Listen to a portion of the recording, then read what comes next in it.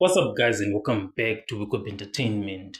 So, there is a point of contention between Advocate Mshololo and Chris Mangena, and Advocate Mshololo is saying that Chris Mangena does not have a right to take the measurements of an accused person as a ballistic expert, and that task only is the responsibility of the law enforcement.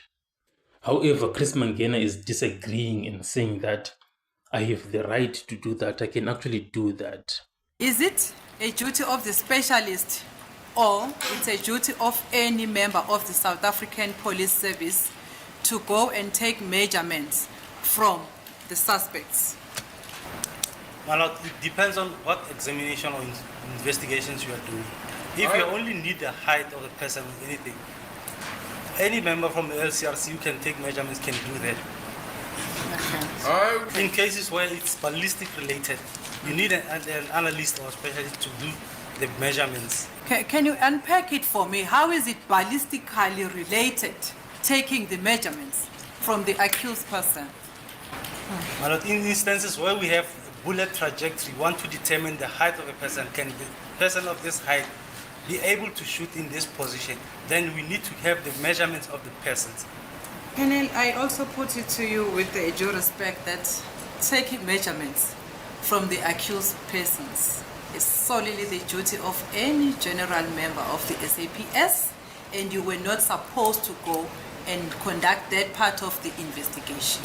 If I had to determine the position of the shooter, not looking at the height of the shooter, I won't be able to do that. And if anybody can do that, the measurements and send them to me, I won't use them. I want to do my own measurements so that I can link that to my investigation or to my trajectory. And I put it to you, Colonel, that when you were doing the examination in paragraph 9, you were no longer objective after having done that investigation which you were not supposed to do. You had an added interest. And that is why after receiving the first negative results in paragraph 6, you did not stop. You ended up by going to the police station and book out another exhibit to come and force the results that you came in conclusion in this report. So there you heard it for yourself, the argument between Mangena and Advocate Mshololo. So after doing some research, I figured out that Mangena, the ballistic expert, is actually wrong on this one, and he should not take physical measurements from a suspect himself. That is not his role. That responsibility, it relies with the law enforcement. So the primary role of Mangena, it involves analyzing the physical evidence like a bullet or cartridge, cases and firearms, then establish connections between those weapons, but not to go out there and start taking measurements.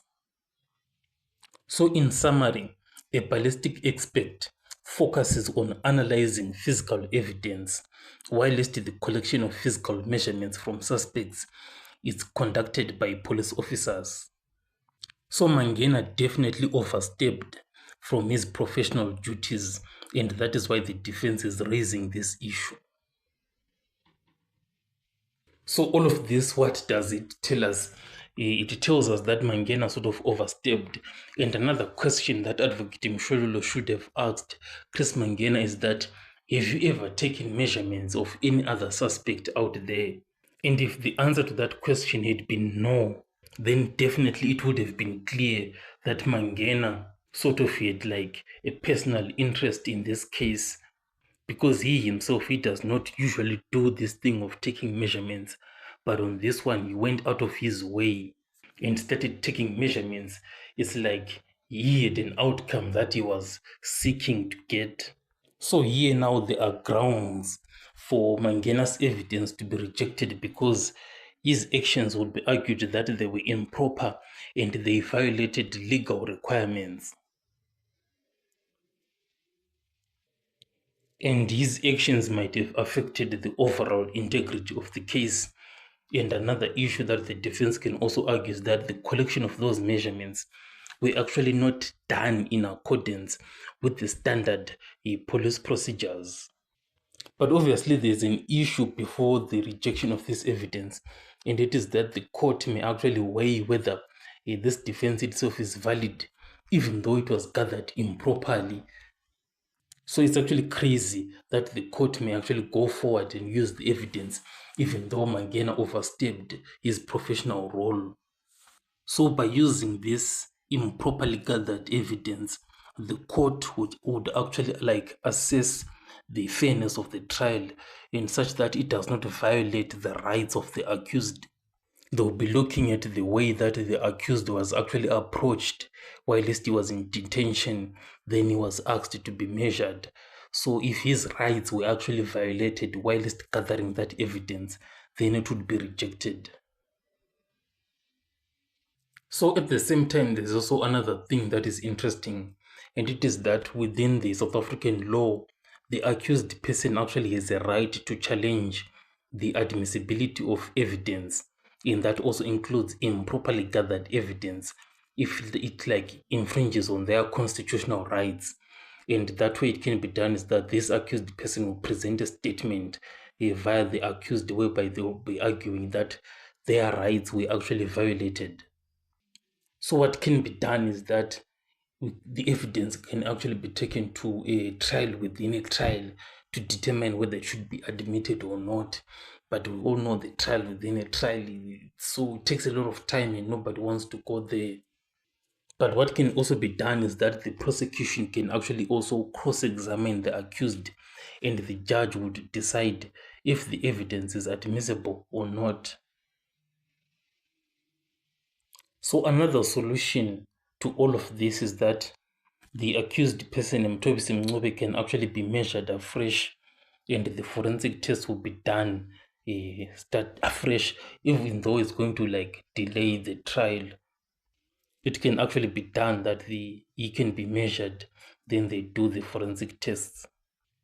And surprisingly, the accused also, but not surprisingly, the accused obviously have their rights and they have to consent to being measured. Obviously, he cannot be forced. If he disagrees, then it's a huge challenge for the prosecution. If the accused disagrees, then the prosecution will have to like argue their case on why he has to be measured. Then the judge will have to rule and say, okay, measure him. So this is a crazy scenario that is occurring here, and Judge Rata has to like find a balance to make sure that he comes out with a fair ruling on this issue, because the defense is obviously going to continue raising up this evidence that was improperly gathered, and he has to find a way to clear this issue once and for all. And as we have just discussed, some of those ways are to find out if that evidence was gathered with the consent of the accused. If there was no consent, then new measurements have to be taken, obviously with the consent of the accused. If he disagrees to be measured, then the judge has to rule on why he should be measured. Then they just measure him. So this is what is happening. Tell me what you think in the comment section about all of this. I'll catch you guys on the next one.